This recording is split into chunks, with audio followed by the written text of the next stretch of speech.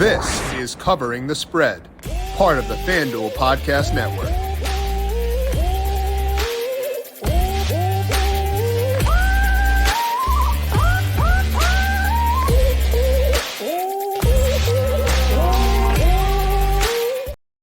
Interesting week number 8 that became more interesting on Wednesday with the news that Sam Darnold likely starting here for the San Francisco 49ers. We get a real live experiment about how much Brock Purdy matters to the San Francisco 49ers. We're going to break down that game against the Cincinnati Bengals, break down other key games across week number 8, and get you ready to lay out some good bets over at FanDuel Sportsbook. This is Covering the Spread right here on the FanDuel Podcast Network and FanDuel Research. My name is Jim Sanas. I am a managing editor of digital media for FanDuel Research, joined here as I am every Thursday by Dr. Ed Feng. You can find his work at thepowerrank.com and check him out on Twitter at thepowerranked.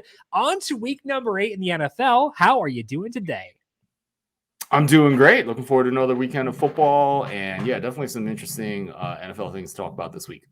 Yeah, it was interesting when the Purdy news came out yesterday, saying that he's in concussion protocol, so likely Darnold starting for the 49ers. I was kind of curious what the market would do. It did shift with the 49ers becoming 3.5-point favorites. They were at 5.5, at least at FanDuel. They were 6 in some other spots. That total went down 2 points as well. So I think that's right. It's also, I think, interesting, Ed, more than the market moved when Jimmy Garoppolo is being announced as out last year for Brock Purdy. I think that was a point in that one when it was a downgrade from Garoppolo to Purdy. So like, it's kind of interesting. Like, I follow a lot of people on Twitter who kind of hate Brock Purdy, but like, you know, the market did react at least. It's not as much as you see with a lot of starting quarterbacks, but at least there was some movement there to talk about. I'm surprised it didn't move more. I don't think it's done moving. Now that I think about it, I think Purdy's been great, and I don't know who these people are that hate him. Are they Seahawks fans? It's a lot of film bros. Yeah. A lot of film bros? Yeah. Interesting. They say that he gets their case is that he gets away with a lot of like drop picks, but you as like the bad ball ratio king would have a good read on that too. So I think that I would trust your judgment in that regard as well. I don't know. I mean, I've lost plenty of Brock Purdy to throw a pick bets this year, you know? So I mean, he's been basically league average at not putting the ball in danger. Yeah. And that has been, you know, I mean, he's done really well for a long time with that. Yeah. Had a couple. I think the first one against Minnesota kind of got away from him. I think it was just a bad throw. It was a bad throw. And then I don't know. I mean, I think he's been good. And if I remember correctly, Sam Darnold was seeing ghosts or whatnot. Or no, actually, he played a bunch last year in Carolina, right? It wasn't terrible. Yeah. So, yeah.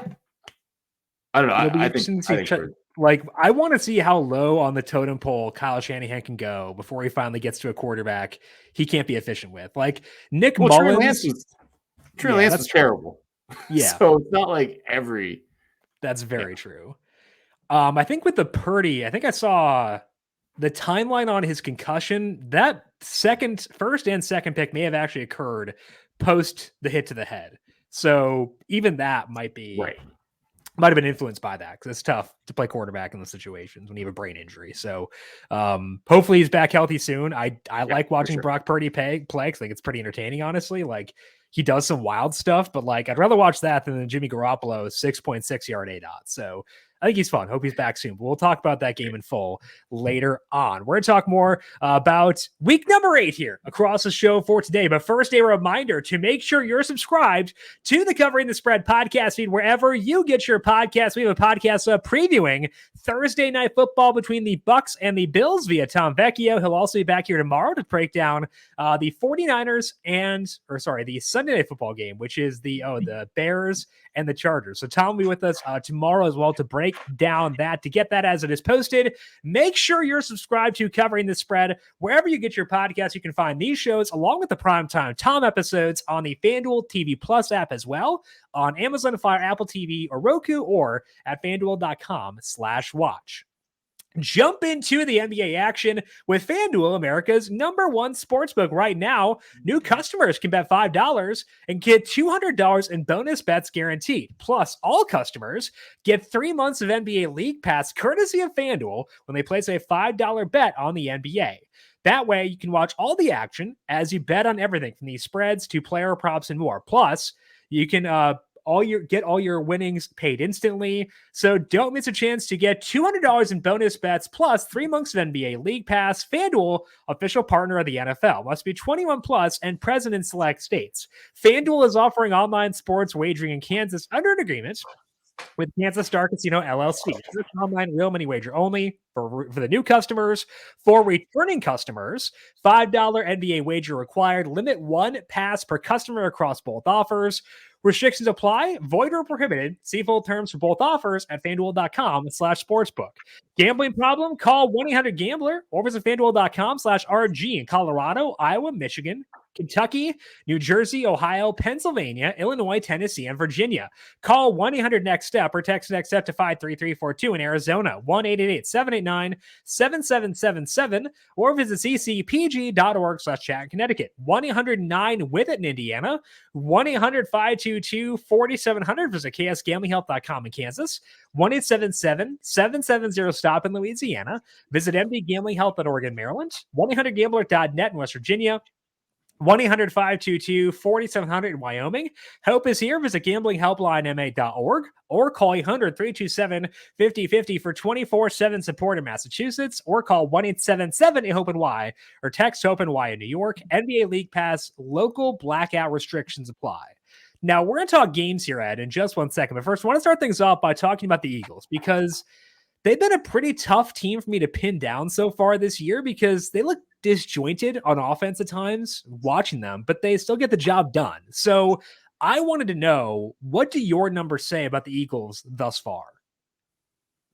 Right. I personally expected some regression coming into the season, and I wasn't particularly public about it because I couldn't find anyone else that really agreed with that. Everyone thought the Eagles were going to be great. And, we have kind of seen regression. One thing that's always interested me about this Eagles team is they've been about league average in my adjusted passing success rate, not only this season, but also last year when the record was incredible. I just don't think Jalen Hurts is particularly great at throwing the ball. He hasn't been over the past 2 years, despite the weapons that he has. Devonta Smith looks like a little off in his numbers compared to last season. A.J. Brown has been great, but, even in looking at some of his throws this year, I just don't think he's particularly accurate. I think that shows up in the passing success rate numbers. Also, he was amazing at not throwing picks last year, 1% interception rate. He's at 3.3 this year. Kind of wish I would have dedicated my how to predict interceptions on Hurts instead of Daniel Jones, although not that Daniel Jones has been a bad prediction either, right. But he has 8 picks. He's almost over a season total of 8.5 already. Jalen Hurts. Daniel Jones is not quite there because he's not playing because of an injury, which is kind of annoying, and is always annoying when you bet an over, a season-long over. So we've already seen the regression with Hurts. I don't think he's good at throwing the football. He clearly brings a lot to the table with his legs and what he's able to do there. And so, he's obviously like a very solid NFL star with everything that he brings to the table. Yeah. I just don't think he's particularly good at throwing the football. And we have over 2 seasons of data on that. I know I'll get a lot of flack for that, but, and on the other hand, the Eagles defense just hasn't been as good as they were last year. It seems like they're dealing with injuries to Devontae Maddox, but it also seems like Darius Slay and Bradbury have their grades are off from last year. This guy Job that they're throwing in there is essentially terrible. So, and Fletcher Cox has been getting old for a while. So the defense isn't, as good as it was last year. They were actually pretty incredible against Miami, given how good Miami's offense has been in that game. We're seeing some regression from Philly. They're still winning a lot of football games, and they're still probably going to be there towards the end. But, I feel like with San Francisco the last 2 weeks, with my general downness on Philadelphia, I'm not exactly sure who the favorite the NFC is going to be. I like Dallas a lot preseason. That doesn't seem particularly good at this point. I think it's wide open. I actually think the entire NFL is wide open. Yeah. I mean, is there a dominant team right now? Like, I don't know. Like, I would still say San Francisco is probably the closest to being that, but like, there's a lot of fragility there because we've seen the past 2 weeks with Trent Williams being banged up and no Deebo Samuel, like they're vulnerable. The defense has been good, but not dominant by any means. Right now, they're plus 230 to win the NFC.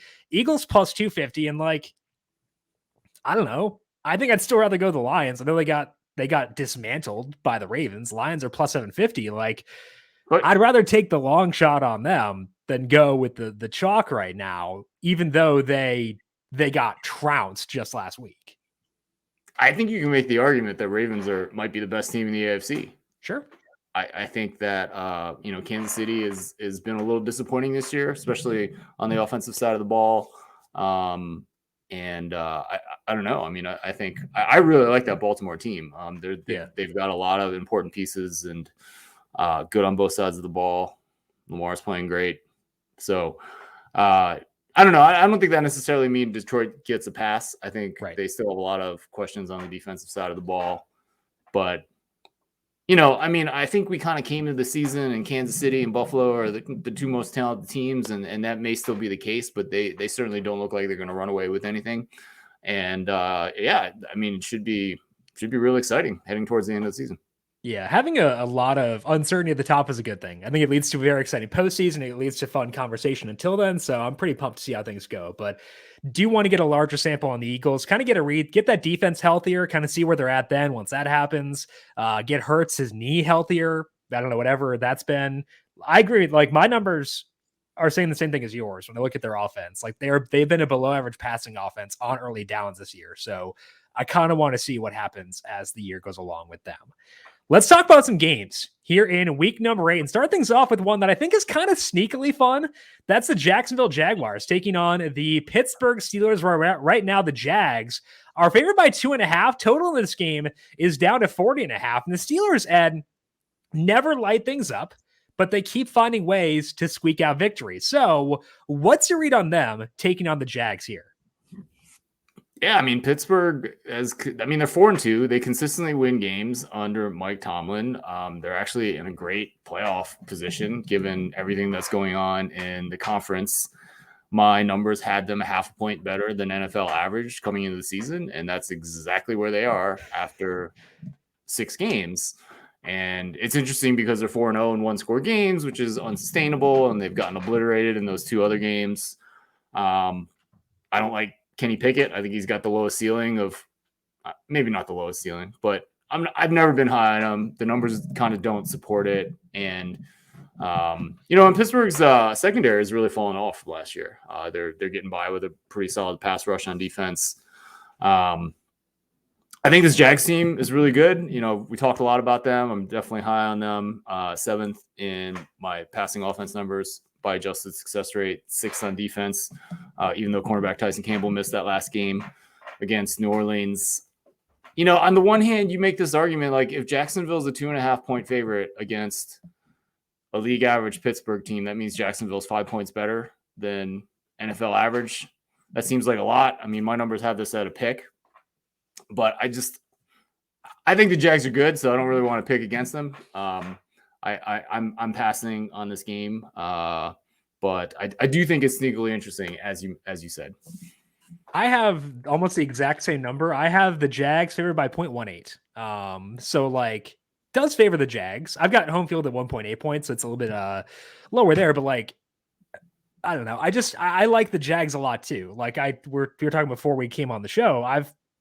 My model has shown value in the Jags money line 14 times since the start of last year. So my model tends to like the Jags a lot, but it just happens to like Pittsburgh a lot too, specifically in this spot. This defense, I think it's underperformed a bit so far this year relative to what they can do. They've been good against the pass still though, facing a Jags team that, can run, but Doug Peterson at times gets a little bit antsy and decides to throw the ball maybe when he shouldn't as much. So I do feel like there's value in the Steelers here. And I understand why you don't want to take it. I did personally take the Steelers money line back when it was plus 128. It's shortened a bit to plus 122 now, but I feel like because they're so boring, Ed, people don't want to bet them. And that can sometimes lead to value in betting them especially when they're facing decent teams like the Jags or last week, like with the Rams. Yeah, for sure. They're definitely boring, but they do win. And I definitely see that argument for sure. Speaking of the Rams, they've got a pretty fun game on Sunday as well, taking on the Dallas Cowboys. And as of right now, the Cowboys are 6.5-point favorites here. Total is 45.5. And the Cowboys are a very weird team, Ed. They have played in very few non-blowouts so far this year, so it's been hard to get a good read on them. How do you view them here as 6.5-point favorites at home against the Rams? Yeah, I think the Rams are really interesting because no one had any faith in them kind of coming into the season. And I kind of thought they would be better than that, but everyone disagreed with me. So it wasn't particularly public about it. And when I look at passing offense, passing defense, they're kind of average on both sides of the ball, but I don't think that tells the whole story. Cooper Kupp didn't play the first couple of games. Puka Nacua has been a revelation, and they're both pushing almost 3 yards per route run. With Cooper Kupp, we know he's capable of that because he's done it in the past. With Nacua, I don't know if he's capable of it, but he continues to do it through 6 weeks. And I got to ask you this, Jim. I mean, is this the best wide receiver combo in the NFL right now? I would still go the Dolphins because I want the upside of Hill, but I think that they're top 3 probably. I mean, right? How did this team all of a sudden have one of the best? I completely agree with you. I went through every wide receiver combo, and Vikings might be up there too with Addison playing pretty well. Yeah, but Addison has basically played well in one game, and Jefferson's not healthy right now, right? Right. So yes, right now, if we take Jefferson out of the equation, yeah, for sure. But coming in, you had Cooper Kupp and a bunch of dudes, and now all of a sudden you have this kind of amazing combo, right? Yeah. And when I make a number, I make Dallas like more than an 8-point favorite, but I kind of don't like it just because Cooper Kupp's back and we know that they can be pretty good on offense. And, like Dallas has had their struggles this year. When I only take data from this year, I actually only make Dallas about a 0.5-point favorite in this game. Obviously, there's a lot more that should go into it than that. And we are still kind of waiting what we thought in the preseason and even making Dallas a 6.5-point favorite at home. But the Rams have been really good based on the data this year. And Dallas is kind of interesting in that, on offense, their pass offense is 16th in my adjusted success rate, and they're really only throwing short. So I started tracking how often a quarterback throws over 10 air yards. Yeah. The league average is 33%. Dak's at 26.3%. I think I saw somewhere that, this was kind of he's throwing short. It's kind of in response to all the picks that he threw last year, but no one was checking that his bad ball rate was like essentially average. So it's just kind of interesting. Like, I don't know what they're doing there. I think they should air it out a little bit more because Dak can get it done. I don't know. I have no interest in betting this game. I think that you're right. With the picks last year for Dak, a lot of them were off receivers' hands. And I agree with that. So that inflated his pick total above where it should have been. But Mike McCarthy doesn't seem to agree. And it's annoying because I think that's exactly the explanation, is that they are, playing quick game in order to prevent mistakes. But Dak's better than that. I think they should have more trust in Dak Prescott than what they've shown recently, which is why it's a part of why I was okay taking the Rams in this game, is because I don't think they're operating at the way they should, but I also don't expect that to change. I think they're going to keep on doing that. That kind of I don't know, that very conservative approach offensively. And until they start to change that, I feel like this offense won't be able to reach its ceiling. And they've got Brandon Cooks now. Cooks is not what he was, but he's a better number 3 or number 2 than what they had last year. Michael Gallup's coming off this torn ACL. Right. Their next guy up was Noah Brown. It was pretty rough. So they have a better skill core this year than they had, and yet they're not as good as they were. So we can criticize Kellen Moore, but I feel like it's been a step backwards. Now, I think the one counterpoint to this would be, do they allow Dak to be more aggressive now that the offensive line is healthier than it was? That's been banged up all year. I think that's the other explanation for why they've played the way they have, is the offensive line has been super, super beat up. I think you're right where it's because of the picks. I think that is correct. But there is a possibility it's because of the offensive line too. Yeah, that could be. I mean, the whole picks thing is, again, something that I saw on Twitter. I don't know. If I saw this. really, I've heard the same thing, probably from an independent source too. Yeah. So it is speculation. Yeah. As is a lot of things on the Twitter or X or whatever we're calling it these days. But I do know that he's not throwing deep much because that is tracked in the NFL play-by-play. And look, Dallas hasn't reached their full potential by any stretch, right? And that's a little disappointing, especially when you have a bet for them to win the division. But we'll see how it goes. Yeah, I did take the Rams here. I think that's more of a pro Rams bet on my end, though, than an anti-Dallas one. I still like Dak Prescott, but they're not operating in a way that I'd want them to right now. Let's talk now about that very fun game out west between the Bengals and the 49ers, kind of the lab experiment here with the Niners likely led by Sam Darnold. The spread here is at 3.5, with the total at 43.5. So we go from Purdy to Darnold. How are you viewing the 49ers in this game with Darnold likely starting? We'll see. I mean, is Sam Darnold good enough to be good in a Shanahan system? Because Trey Lance wasn't, so in a limited sample, but we'll see. You know, like we've seen Brock Purdy be excellent there, and I don't know. We already talked about this. I wouldn't be surprised if this goes to 3 at some point before Sunday. You know, like my model was a little bit less strong on San Francisco because I think a lot of that first 5 games was overachievement that was kind of unsustainable. Even with all their numbers this year, which obviously would include Purdy, I was making San Francisco -4 in this game, even with him playing. So and when you're looking at Cincinnati too, Joe Burrow is another player that's not throwing deep much. He's actually going over 10 air yards less than Dak, 24.2%. We kind of are guessing that that's because of his injury. He hasn't been mobile. You're trying to get the ball out quick. As he gets healthier over the course of the season, you would expect that percentage to go up because he clearly has the weapons in Jamar Chase and Tyler Boyd. I don't know. I mean, the Darnold injury makes me not want to bet this. So I mean, I'm going to pass with that because I don't know exactly how to make that adjustment. You know, especially with spotty data on Darnold and different system. You know, just trying to stitch together what he did with the Jets and then with Carolina last year in 4 games. It's something that well, you know, I'm going to be looking forward to watching this game and seeing how they do. But not something I want to bet on, at least spread-wise. I think the one thing that I could have interest in this game in is the total, 43.5. I feel like it's a bit low for this one, even with Darnold starting and assuming Trent Williams can't go. Like, that's a downgrade, obviously, but there's also paths to an over via the Bengals side of things, because maybe the bye week gets Darnold or gets Burrow healthier. T. Higgins back healthy once again as well. And that 49ers defense did show some vulnerabilities on deep balls against the Vikings. The Bengals have the personnel, I think, that you'd want against 49ers, where they have guys who can operate outside, because like Fred Warner creates like this black hole in the middle of the field.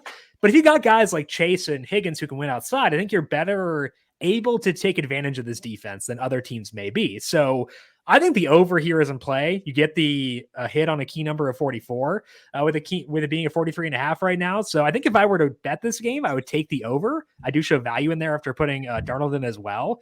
Quite a bit of value, honestly. I don't want to say my number, but like, I think the over is the one route I'd want to go here if I were checking out this game. But I agree with you where like, it's really hard to project what Darnold will do given all the factors that are at play here. Yeah, for sure. I don't want to downgrade San Francisco's defense too much because of one game against Minnesota. Obviously, it was kind of fluky, but you know there was the play in which Jordan Addison just rips the ball out of the defender's hand and goes for a pretty long touchdown. There were a couple penalties in there as well, and you just don't expect Minnesota's offense to I don't know, what was it, 8+ yards per pass attempt, without Justin Jefferson, right? I think there was a little bit of flukishness there. I think in general that defense is going to be really good. I'm more interested in the questions on the other side of the ball. How are they going to do? I mean, they'll have McCaffrey, who look completely fine. I don't know if Debo's coming back, but with Ayuk, like there's plenty of weapons there, and Kittle. What can Darnold do? I think that's the more interesting question. Yeah, Samuel should be out. But like you said, there are still good guys there. So it'll be fun to see what Darnold can do in this scheme. Which other bets are you showing value on for week number 8 of FanDuel Sportsbook, Ed? Yeah, for me, this I can't get to this Jets -3 versus the Giants. Yeah. So I think it's a pretty interesting game for a bunch of reasons. The Jets are coming off a bye last week, so there's that factor. They play in the same stadium, so you can kind of assume there's little home advantage. The Jets will probably be changing in their home locker room. The Giants will be changing theirs as well. I presume the Giants get to sell all the tickets, so that should be at least a partisan crowd that way. It's not a case in which I think there's any kind of advantage for the Jets there. And, I think ever since Aaron Rodgers got hurt, both the markets and the data from this year, so whether you're looking at a market model, whether you're looking at data from the current year, it all pegs the Jets as 3 points worse than NFL average. And I think that's about right. Zach Wilson has been bad. I mean, the numbers really hate him, kind of worst in the league in pass offense. He's shown some flashes where I think he's looked better, but overall for the course of the year, it is a really, really bad offense. The defense hasn't been as good as we expected. I think it's always, I think last year they had such a good year on defense, and there was a lot of good things that happened in terms of health, in terms of getting a guy like Sauce Gardner that as a rookie is like the best corner in the entire league. I think there was some inevitable regression there, which I talked about in the preseason. And then you got to talk about the Giants, right? Like the Giants are the Giants are not good, and they've been poor. They've been really bad this year. But can you really get to the Giants being? Even with all the assumptions, you have to assume that they're really bad with Tyrod Taylor to get to a point where the Jets are going to be -3 in this game. And like I said, I think, my numbers actually have the Giants favored in this game, but even if you want to assume that you have less of a home field and all that stuff, I still can't get to the Jets -3. I like what I've seen from Tyrod Taylor lately. So I like Giants +3. Yeah.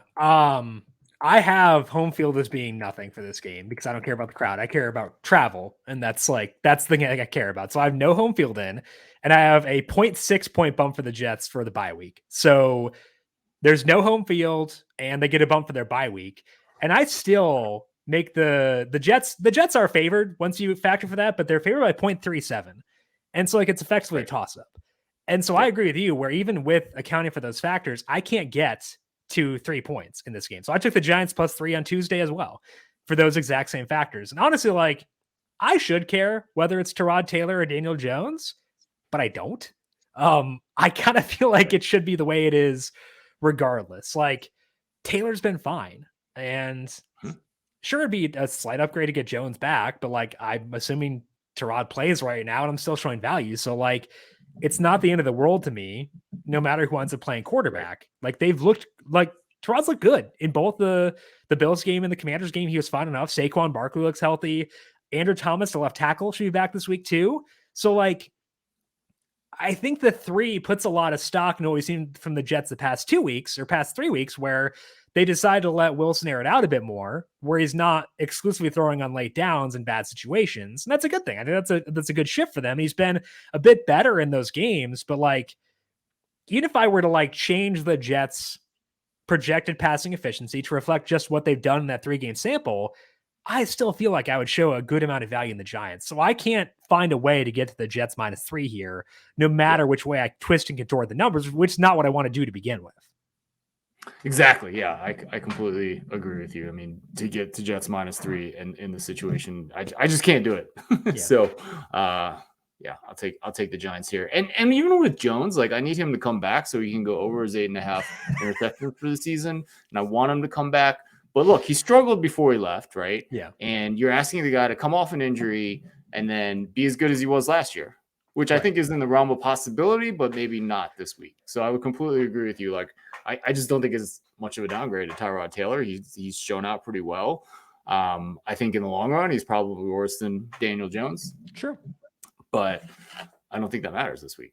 I don't either. So we are both in the Giants +3 as they take on the Jets in the battle for MetLife. That is all that we have here for today on Covering the Spread. Once again, though, as mentioned, if you want some Thursday Night Football action, check out Primetime Tom with Tom Vecchio for the Bucks and the Bills. We'll also have one up for the Chargers and Bears for Sunday night. We are back once again tomorrow talking some player props, talking some World Series, and we'll talk some NASCAR as well right here on the show. And if people are looking for your numbers and all of your other stuff, where can they find all that?